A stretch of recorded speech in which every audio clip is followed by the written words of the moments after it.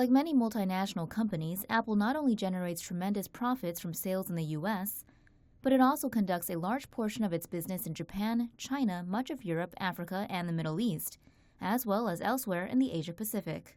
Revenue generated in the U.S. now only makes up 40% of Apple's total sales revenue, while the majority of Apple's revenue originates from outside the U.S. Apple, subject to the U.S. tax system, pays the U.S.'s 35% corporate tax rate, which is one of the world's highest rates.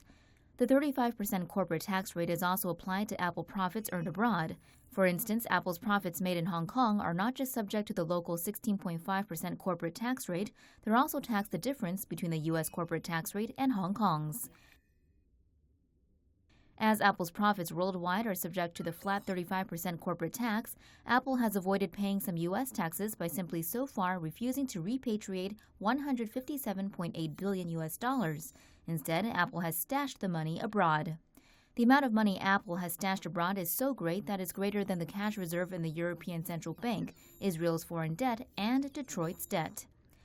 Apple can incorporate in Hong Kong if an existing Hong Kong company buys its current operations and creates a new parent company in Hong Kong that hosts Apple's new legal address.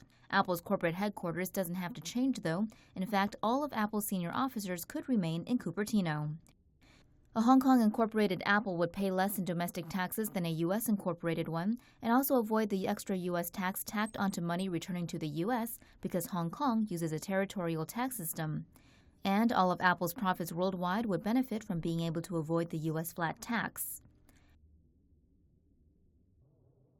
When the American corporate tax rate was applied to Apple's total taxable income in 2014, Apple lost 35% of its income. Once incorporated in Hong Kong and subject to global, local tax rates, which average about 23%, Apple may be able to save several $billion. Burger King has benefited from a merger with Canada's Tim Horton. Wall Street estimates that Burger King will save around $0.275 billion between 2015 and 2018 post-merger.